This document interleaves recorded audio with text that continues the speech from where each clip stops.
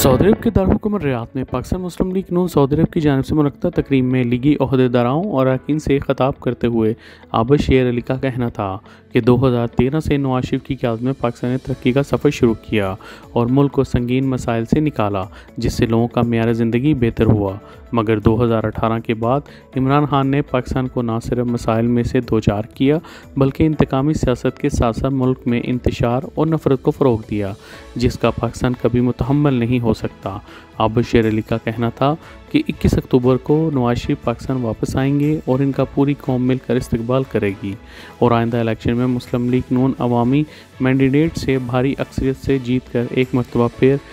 तरक्की और खुशहाली का सफ़र शुरू करेगी। तकरीब से मुस्लिम लीग नून सऊदी अरब के सदर शेख सईद अहमद, सदर रियाद रीजन अदनान इकबाल भट्ट, चौधरी सज्जाद अली, महतूम अमीन ताजर, वसीम साजिद, काजी इसाक मेमन, वक़ार नसीम वामिक और दीगर का कहना था कि पाकिस्तान की बका जमहूरियत में है और अदारों को फ़ाल करने में है और हमें यकीन है कि नवाज शरीफ बरसरे इक़्तिदार आकर ओवरसीज़ पाकिस्तानियों के मसाइल को हल करने में अहम पॉलिसियों को राइज करेंगे।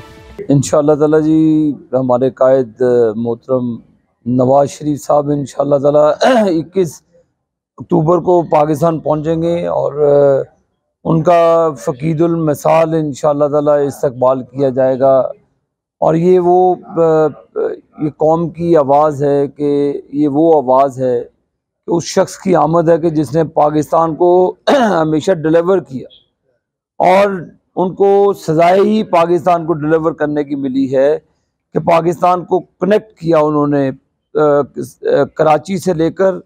खैबर और गिलगित बल्तिस्तान तक पाकिस्तान को कनेक्ट कर दिया रोड्स नेटवर्क के ज़रिए। हमारे सी पैक जैसे मनसूबाजात पाकिस्तान में आते हैं, बिजली की लोड शेडिंग ख़त्म होती है, टेररिज्म पाकिस्तान में उसका ख़ात्मा होता है। तो वो शख्स ने हमेशा पाकिस्तान को कुछ दिया है और पाकिस्तान के लोगों से मोहब्बत ली है। राना अजीम, K2 news, Saudi Arabia, Riyadh.